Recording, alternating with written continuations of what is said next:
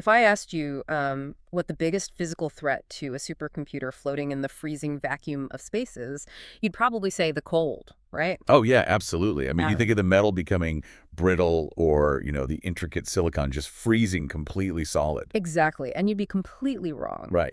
The absolute greatest threat to a data center in orbit is actually that it's going to melt into a puddle of glowing slag. It sounds so counterintuitive, but it's true. It really is. So welcome to the dawn of orbital computing. It is June 2026, and we are looking at this monumental shift in human infrastructure today. Yeah, we are no longer just burying fiber optic cables in the dirt. We are literally launching the foundation of our future directly into the sky. We really are. And before we unpack the wild thermodynamics, the orbital mechanics, and, the trillion-dollar economics of how this sci-fi reality is actually being engineered, a quick note for you. To access more advanced researches, applications, and our latest published personal intelligent multi-agent deep value intelligence, welcome to Explore and Join deepvalues.ai community. Track total market temperature, welcome to search and download iOS app Buffett Indicator from Apple App Store. And really quickly, a disclaimer. All analysis is based on publicly available sources and may be subject to revisions or differing interpretations. All contents from this channel is for information and research purposes only and does not constitute investment advice. Conduct your own due diligence before making investment decisions. If you'd like to access wider topics, including life and investing philosophy, please subscribe to our sister channel, Deep Values. Don't forget to like this video. Much appreciated. Okay, let's unpack this. We are dissecting a moment today that fundamentally redraws the lines of the global tech sector. Yeah, the SpaceX IPO. Exactly. SpaceX has officially gone public, and this isn't just, a standard quiet bell ringing on Wall Street. No, not at all. This is the largest initial public offering in the history of global finance. It's insane. It hit the market with a staggering $1.75 trillion valuation. Trillion. With a T. Right. Instantly, SpaceX is a top 10 global tech titan, and for this deep dive, we are analyzing two incredibly dense complementary sources to figure out what happens next. Which is really necessary because the scope of this is just massive. It is. The first source is Elon Musk's own CNBC IPO speech, where he maps out the overarching philosophy of this valuation. And the second is this absolutely fascinating, highly technical discussion from the Silicon Valley 101 platform, or 1011 as it's known. Yeah, their analysts literally tore apart the SpaceX S1 prospectus document to find the hidden engineering roadmap. Because we aren't just looking at a rocket company here. Right. The prospectus reveals this bundled behemoth. It combines rockets, Starlink, xAI, and this truly wild proposition of moving Earth's data centers into space. Which is our core mission today. We are going to unpack the physics, the economics, and the ultimate endgame of computing in orbit. Yeah, the contrast between the public speech and the actual financial prospectus is where this analysis gets really interesting. Definitely. Let's start with the CNBC broadcast. You have Gwynne Shotwell in New York ringing the bell, Right, the classic Wall Street moment. while Musk is reflecting on the sheer statistical improbability of them even existing in 2026. He brought up the original El Segundo warehouse, right? Yeah, he talked about those brutal early days of Falcon 1. And he explicitly states that he originally gave SpaceX less than a 10% chance of survival. Less than 10%. That is wild. He literally said that back then, anyone who believed the company would succeed must have been smoking some really good crack. I mean, pouring your entire personal fortune into an endeavor with a 90% guaranteed failure rate requires a very specific psychological framework. It really does. And Musk laid out that framework on CNBC. He defined the ultimate goal not as aerospace engineering, but as a philosophical imperative. To take the fiction out of science fiction. Exactly. The ambition is to force humanity into becoming a spacefaring civilization. Because under his belief, if an entity doesn't violently disrupt the economics of space travel, the multi-planetary Star Trek future we envision simply never arrives. Right. But I have to push back a little here. If the goal is so lofty, getting anyone who wants to go to the moon or Mars up there, why bundle it with earthbound tech like xAI and internet satellites? That is the genius of the S1 strategy. Wall Street requires a self-sustaining financial loop, not just a philosophical vision. Right. Investors need to see the money. Exactly. So by bundling launch capabilities with Starship, telecommunications with Starlink, and artificial intelligence with xAI, SpaceX isn't just a transport company anymore. So what are they? They are an entire parallel tech ecosystem. Transporting goods to space is historically a massive money pit. Oh, for sure. But with this bundle, Starship becomes the delivery mechanism that launches the Starlink infrastructure. Okay, I'm following. Then Starlink acts as a massive, high-margin cash printer through global broadband subscriptions. Which then funds both further Starship development and the computational demands of XAI. Precisely. And the intelligence from XAI optimizes the rocket engineering and satellite routing. They literally feed each other. That makes a lot of sense. But I noticed something entirely counterintuitive in the Silicon Valley 101 analysis of that S1 document. Oh, what was that? The analysts pointed out that SpaceX actively downplayed the total addressable market, the TAM of the space economy. That is true. And it's highly unusual. Right. Usually an S1 is essentially a marketing document designed to inflate the potential market to investors, to drive up the initial valuation. Yeah, you want the TAM to look as big as possible. And if you are building a multiplanetary infrastructure, your TAM is essentially limitless. But SpaceX deliberately shrank the narrative. They focused heavily on near-term, Earth-bound revenue models like military contracts and consumer internet. Why would they do that? Well, the Silicon Valley 101 experts contextualize this perfectly.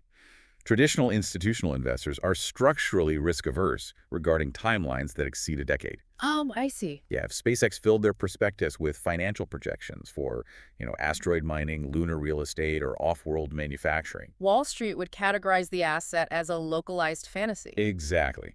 It triggers the science fiction alarm.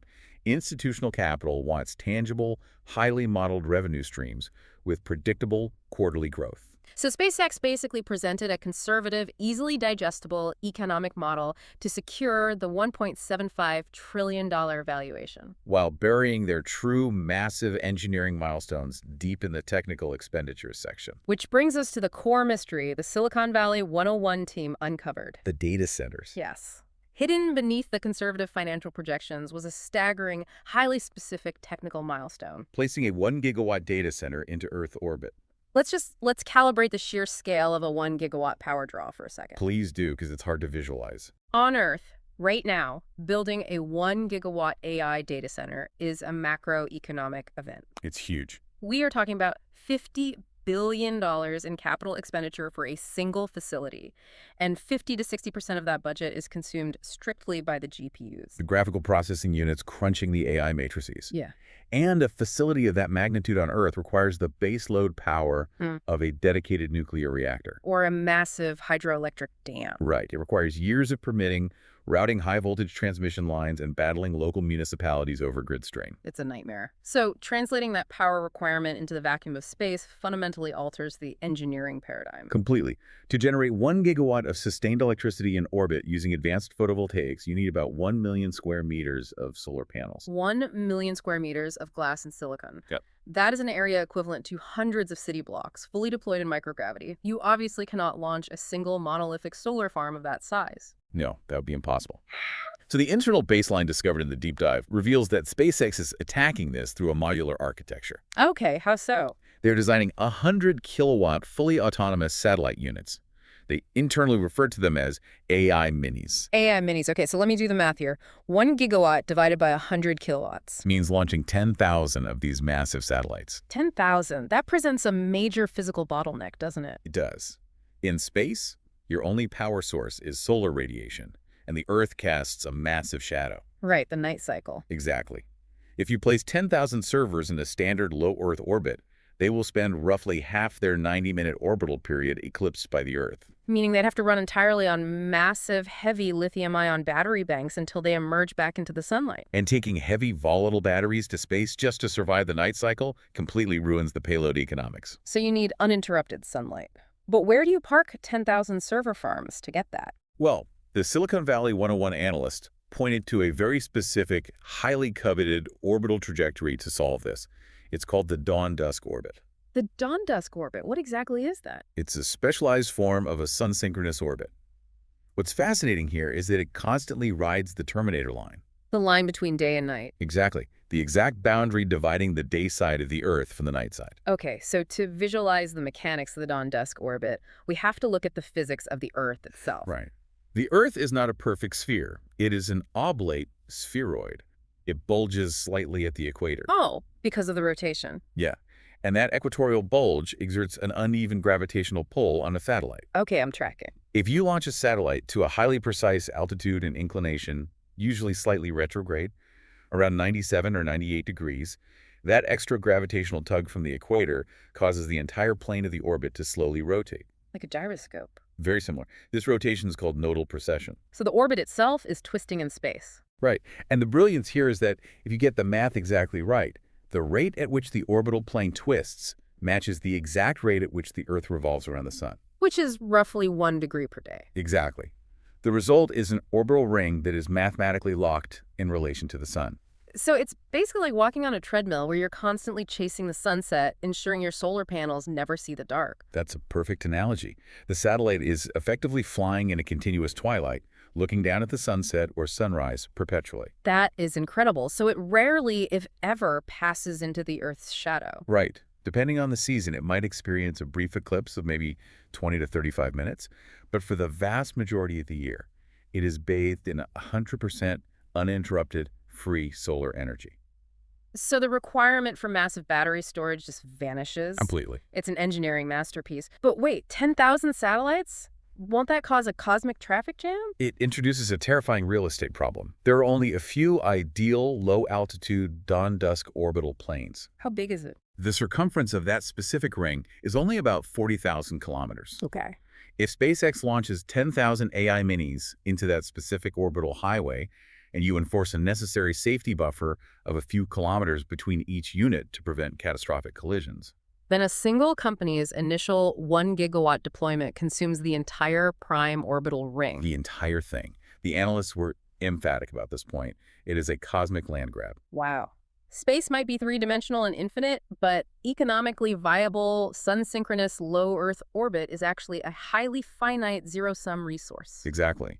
By deploying these 10,000 units, SpaceX is effectively claiming sovereign control over the most valuable thermodynamic real estate around the planet. That is wild. Okay, so we have the location and we have the scale. Right. The next critical pillar of this analysis is the brutal first principles economics of actually lofting that much mass. Which brings us to the rocket equation. Yes. Historically, getting a single kilogram of payload to low Earth orbit was a luxury reserved for nation-states. But the Silicon Valley 101 deep dive broke down the current launch cadence. Starship is on version 3 right now, moving toward version 5. Okay, so if we assume a mature Starship can deliver 100 tons to orbit per launch, and an AI Mini weighs roughly 1 ton. That is 100 dedicated Starship launches just to deploy the initial data center. 100 launches. That seems like a massive bottleneck. What's the timeline debate among the experts regarding that? Inside sources suggest a target of 2029 or 2030 for the 1 gigawatt milestone. 2029. Is that just Elon time or reality? Well, the analysts map Starship's developmental curve directly over the historical data of the Falcon 9 program. Okay, remind me how that went. Falcon 9's launch cadence was relatively flat for years, right? Yeah. But then it went entirely parabolic as they mastered booster reusability. Oh, right, when they started landing them on the drone ships. Exactly. Starship is currently hitting those same developmental and reusability milestones in roughly half the time it took the Falcon 9 team. Half the time. Yeah. Scaling from a handful of test flights to hundreds of operational launches a year is structurally built into their manufacturing model. Okay, so assuming they solve the launch cadence, we have to look at the theoretical price floor. The fuel return on investment. Right. Let's break down the specific cost debate from the Silicon Valley 101 experts. Currently, if you want to buy space on a Falcon 9 rideshare, it costs about $7,000 per kilogram. And that price makes a 10,000 satellite data center economically impossible. Completely. So what is the theoretical floor? Well, the team walked through a theoretical cost floor based entirely on physics, assuming 100% rapid reusability. Okay, so if you aren't throwing away the booster or the upper stage, your only hard physical cost per launch is the propellant. The aerospace kerosene. Yeah. And liquid oxygen, of course. Right. When you reduce the launch cost to just the price of the fuel required to lift the mass, the return on investment for space-based infrastructure becomes absurdly compelling. How compelling? The experts laid out a specific calculation regarding the solar panels themselves. If you deploy a solar panel in orbit, it operates at approximately 5 times the efficiency of the exact same panel deployed on the surface of the Earth. 5 times, just because of the atmosphere. Yeah. On the ground, incoming solar radiation is scattered, absorbed, and reflected by our thick atmosphere, water vapor, weather systems. And you lose 50% of your generation time to the night cycle anyway. Exactly. But in the dawn-dusk orbit, you have raw, unfiltered solar radiation hitting the photovoltaics 24 hours a day. Okay, so taking that 5x efficiency, how does the energy payback calculation look? It's mind-bending. If you calculate the total chemical energy contained in the rocket fuel required to lift a solar panel to orbit Okay. and compare it to the electrical energy that panel generates in the unmitigated sunlight of space, Yeah. the panel generates enough power to pay back its own launch energy cost in merely 2 months. 2 months. 2 months to break even on the fundamental cost of transport. That is ridiculous. So after that 2-month threshold, every single watt of electricity that panel generates for the remainder of its operational lifespan is pure profit extracted directly from the sun. Exactly. But, okay, let me push back here. 2 months is the absolute perfect zero friction scenario. What if we are conservative? Even when the experts applied highly conservative models, say, assuming Starship only achieves partial reusability. Like only landing the bottom booster, not the heat shield. Right. If you push the mass to orbit cost up to, say, $100 or $200 per kilogram, the physics still heavily favor orbital deployment. How does that change the payback period? At $200 a kilogram, that 2-month payback period extends to perhaps 2 years. 2 years. Still, a 2-year payback for near infinite free electricity is a compelling economic baseline. In the terrestrial energy sector, infrastructure that achieves total energy payback in 2 years is considered a generational gold mine. So the launch math works and the power generation math works. We have 10,000 servers in orbit, bathed in endless sunlight. We flip the switch, power up the GPUs, and start running artificial intelligence. And this brings us to the most counterintuitive, mind-bending section of the entire deep dive. The moment you turn those GPUs on, you hit a physical wall. The heat problem. Right. The thermodynamic reality of space is widely misunderstood, and it's heavily skewed by science fiction. I mean, think of every sci-fi movie you've seen. The airlock opens, and things instantly flash freeze. Exactly. Frost forms on the astronaut's visor. We inherently associate space with extreme cold. But here's where it gets really interesting. Space isn't cold in the way we experience cold. It's a vacuum. And cold is a measurement of the kinetic energy of matter. Precisely. In the vacuum of low Earth orbit, there is virtually no matter. The sources note there are only a few hundred stray atoms per cubic meter. So to understand why a vacuum is catastrophic for high-performance computing, we have to contrast it with terrestrial thermal management. On Earth, we rely almost entirely on convection. Like fans blowing cold air over hot chips. Yeah, you attach a copper heatsink to a hot computer chip and use a fan to blow ambient air across it. The fast-moving air molecules physically collide with the hot metal, absorb the thermal energy, and carry it away. Convection is incredibly efficient. But in the vacuum of orbit, there are no air molecules to absorb the heat. None. You can spin a cooling fan at 10,000 RPMs, and you'll do absolutely nothing because there is no medium to move. Convection drops to absolute zero. So the only physical mechanism left to shed thermal energy is radiation. The object must literally emit its waste heat into the void as infrared light. And relying solely on thermal radiation at standard operating temperatures is a massive engineering bottleneck. The analysts provided a jarring statistic to illustrate this scale, didn't they? They did. To radiate just 1 megawatt of waste heat in space, relying on current technology, requires approximately 1,200 square meters of specialized radiator panels. 1,200 square meters, that is about the size of 4 to 5 professional tennis courts. Just to shed the heat of 1 megawatt. Let's look at the International Space Station for comparison. The ISS is an engineering marvel. It utilizes a massive active cooling loop filled with liquid ammonia, pumping heat out to large radiator arrays that cover 422 square meters. And despite all that complexity and surface area, that system can only shed roughly 70 kilowatts of heat. 70 kilowatts. And our AI minis are designed to draw and dissipate 100 kilowatts each. Right, so if we used ISS-era technology, the radiators would be vastly larger than the satellite itself, destroying the launch economics entirely. So how do we fix it? This is where the deep dive introduced the Stefan Boltzmann law. It governs blackbody radiation. Okay, what is the core mathematical principle here? The efficiency of radiating heat is proportional to the fourth power of the absolute temperature. The fourth power. Yes. If we connect this to the bigger picture, it creates an exponential leverage point.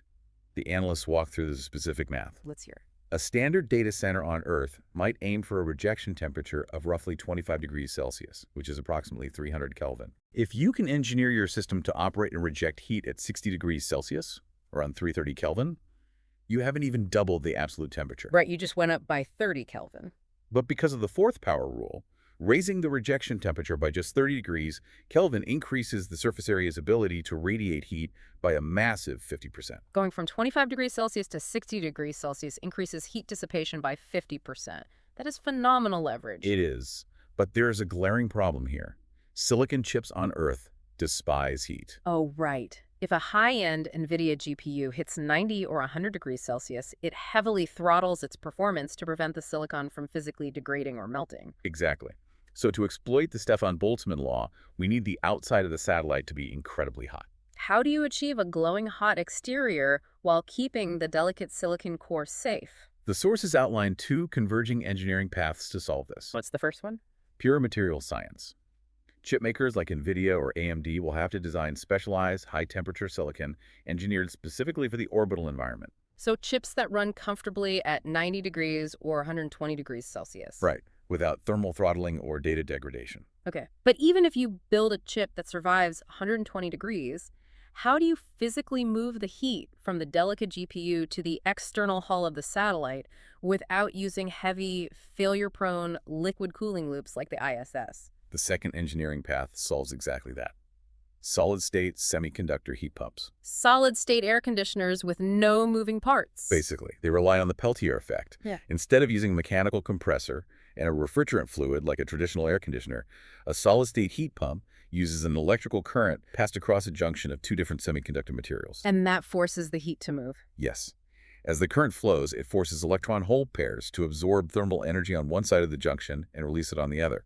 It is an entirely solid-state, mechanical-free pump. So it's like having a house where you can't open the windows to cool down. You have to physically push the heat into the exterior brick walls and hope it glows away. That is a brilliant analogy. You artificially drive the surface temperature up as high as possible so that the fourth power leverage of the Stefan-Boltzmann law can aggressively glow the heat away as infrared radiation. It is a brute force manipulation of physics. But it sounds phenomenally difficult. Why go through all this trouble? Why go through this nightmare of heat dissipation in space? Because of the environmental endgame, which the analyst highlighted as a massive motive, on Earth, data centers are boiling our ecosystems. Literally. A massive gigawatt-scale data center creates a literal urban heat island. It pumps gigawatts of waste heat directly into our atmosphere. And the evaporative cooling towers required to manage that heat consume millions of gallons of fresh, potable water every single day. We are trading atmospheric carbon emissions for massive thermal emissions and water depletion. The environmental footprint of AI on the ground is becoming unsustainable. So in space, the heat is radiated harmlessly into the infinite void. The vacuum absorbs it without consequence.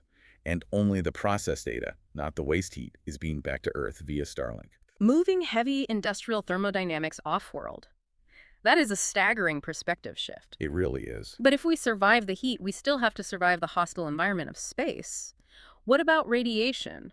Ah, yes. Without an atmosphere, aren't high-energy particles going to punch through the GPUs and flip ones into zeros? You're talking about a single event upset. When a high-energy particle, like a cosmic ray, physically penetrates a silicon chip, it deposits an electrical charge. And that microcharge can flip a microscopic transistor. Right. In an AI neural network, a flipped bit could cause a hallucination.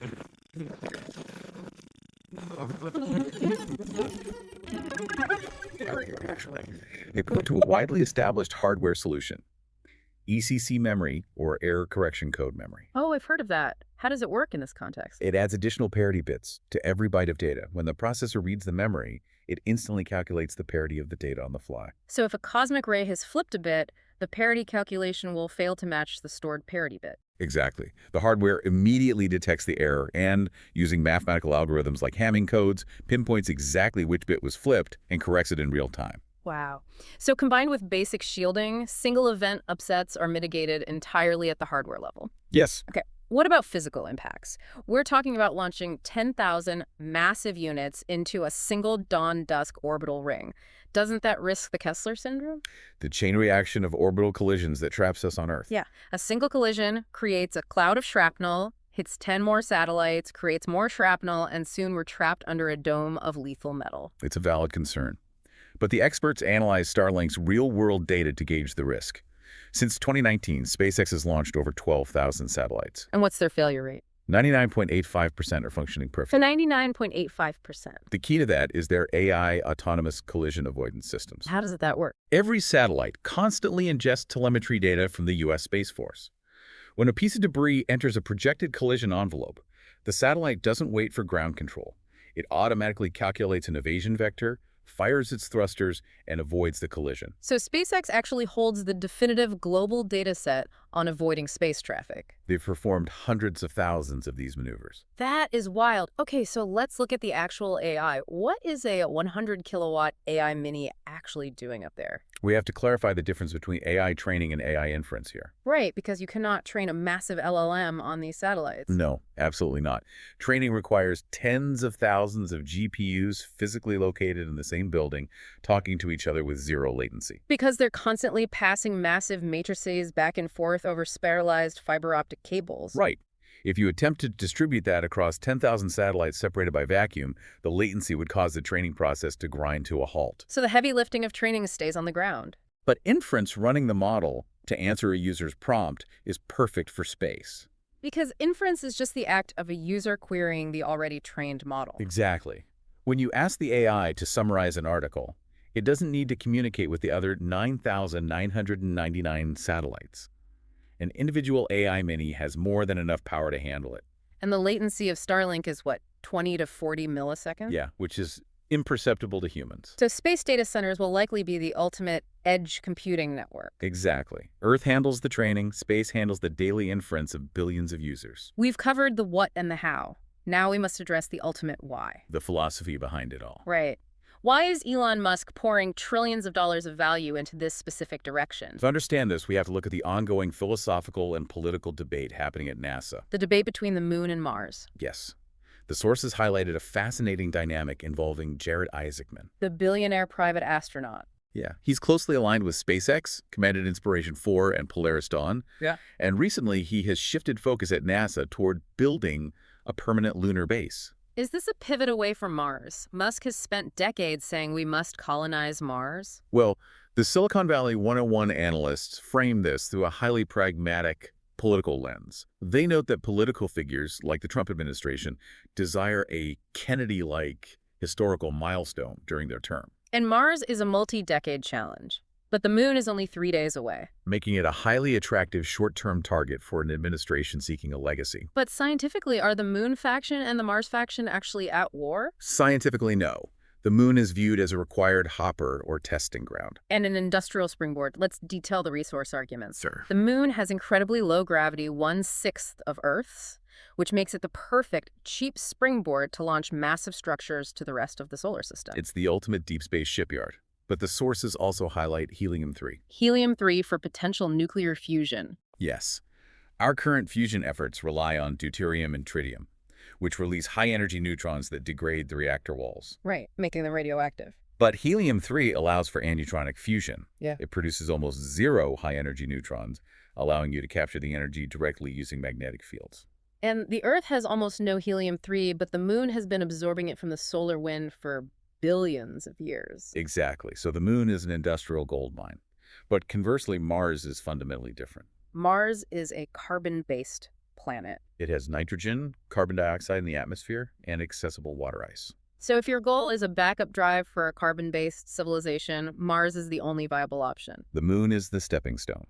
Mars is the destination.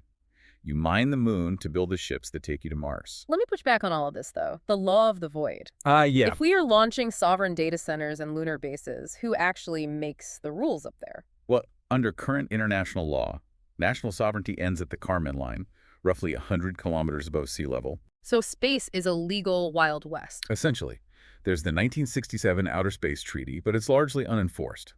Eventually, the rule of law in space will simply belong to whoever has the physical capacity to reach it and enforce it. By physical occupation. Exactly. If SpaceX is the only entity with the rapid reusability required to loft 10,000 data centers into that prime dawn-dusk orbit, they dictate the rules of the road simply by being there. Wow. Let's summarize this massive journey we've just taken. It's been huge. We went from a $1.75 trillion IPO to uncovering a plan for 10,000 dawn-dusk satellites. We talked about fighting orbital heat physics with solid-state heat pumps and the Stefan Boltzmann law. And ultimately building the infrastructure to make humanity a multiplanetary species using lunar helium-3 to get to Mars. So what does this all mean for you? The computing power you rely on in the next decade might not be generated in a warehouse down the street, but in a silent, sunbathed server farm flying 500 kilometers above your head. And I'll leave you with a new angle to ponder. If all of Earth's most critical data, AI architecture, and computation is moved to orbital rings entirely outside of any single nation's physical jurisdiction, Do we eventually see the birth of the first truly orbital sovereign entity, A digital nation that exists purely in the sky. governed not by borders but by physics? That is a staggering thought. Thank you so much for joining us on this deep dive. And a quick reminder to check out the deepvalues.ai community and the Buffett Indicator app, as mentioned at the top of the deep dive. Farewell until next time.